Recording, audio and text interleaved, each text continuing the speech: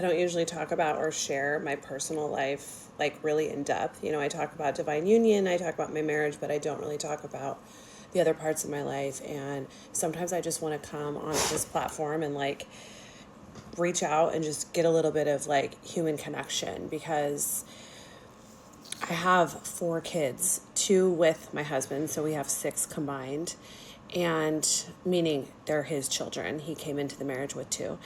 And so I have a lot on my plate, and I have 2 little ones at home, 9 and 11. The other 4 are grown and out of the house, but these 2 are the last ones that we are co-parenting. My husband Wayne and I are parenting them about 50% of the time, and Wayne is a step parent to them, and he's an amazing step parent. He doesn't have to step up the way he does for the kids. And he told me from day one, disregard my getting ready, I'm trying to multitask per usual because, again, 6 kids. But he told me from day one, there's no you without them. I know how much you love them. I know how much they're a part of your heart. I wouldn't be loving you properly if I didn't love them properly and love them with the ferocity that I love you. And I adore him so much for that, because I need him right now. And my youngest is just like the apple of my eye. There's something to be said about the younger kids getting all the beauty and all the smarts and they really truly are the apple of your eye. And I think it's because you know that the time is so fleeting with them. You know how quick it goes because they have older siblings that you've watched, that you've raised, and you've seen them leave the house, and you realize how fleeting this childhood is. My little son is so smart. He is 9. He is the smartest kid you'll ever see in your life. Just beyond, the school has done tests. He is off the charts smart. He has ADD, and it is so hard because he's just being himself, and he has problems in school, like focusing. He's getting in trouble at school. And I remember when I was his age, getting in trouble at school was like the worst thing. I mean, it really messed with your self-esteem. And I didn't get in trouble a lot. He gets in trouble a lot. The principal calls me a lot about dumb little things, him talking out in class, him, being too aggressive with his friends. And because I know him so well, probably better than anybody,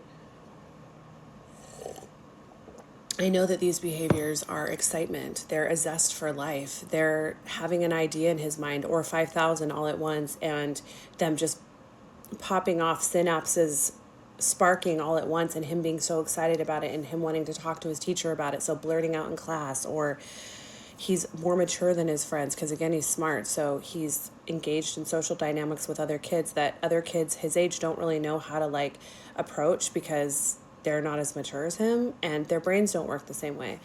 And so they'll be off put by it. And last night he went over to a friend's house, and this friend, we've had some struggles with this friend. I'm just going to say this without getting into a whole nother video. Kids are reminiscent of their parents. If their parents have some manipulative tendencies, kids learn that real quick by modeling. And suffice it to say, we knew before the sleepover that this was something that we really shouldn't do, that he had been burned in the past, our son with this child. But we were like, he was begging us, it was Christmas break, and we were like, okay, you can have a sleepover. He started to try to call me around 10:30 from his phone. I sent him with his phone. He does have a phone. It's not an actual phone. It's more like an iPad. But I sent him with that just in case he wanted to call me. He did. He called me at 10:30, and I had missed a slew of his calls leading up to that, me answering it. And this little kid's face, he was crying.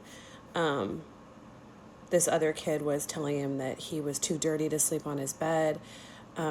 This other kid was telling him that nobody likes him, that he has no friends, that he couldn't get a glass of water. He said he was a little bit hungry, needed a drink of water before bed. His friend wouldn't get it for him, and then told him that he needed to leave. And his friend actually texted me, this 9-year-old kid texted me last night and said, come and get Logan. Basically, it was just like 3 hours of just being torn down, being told he was too much, he wasn't wanted. And when he finally called me, he was in tears. And my son never cries. He tries to just really always be stoic and be strong, and he doesn't like showing emotion. He doesn't like talking about feelings, even though I try to pry it out of him every day. parenting is like parenting your own inner child. Because when I answered that phone call and my little boy who struggles with ADD, whose brain is perfect and beautiful and magnificent and extraordinary, but a lot of the world doesn't know how to handle it. A lot of the world doesn't know how to see what I see. And so he's demonized for it. He's marginalized. He's teased. And just to see that little boy with the tears in his eyes, so just hurt and sad that he couldn't have a fun sleepover with his friend, that he just wants a good friend. He just wants one good friend. It brought up so much hurt and pain from my own childhood. I remembered it so clearly how that felt.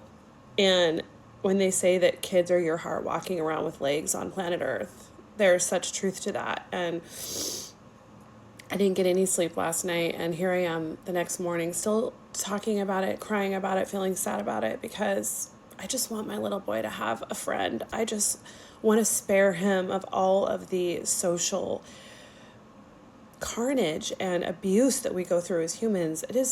The human experience is so hard. And now that I'm almost 50 and I've lived 50 years on this rock, like, humans are awful to each other, and it starts from a really young age. And I've been getting back into my spirituality this last year, but I just prayed to God in that moment last night, God, send him a friend. So for all the parents out there, you're doing great.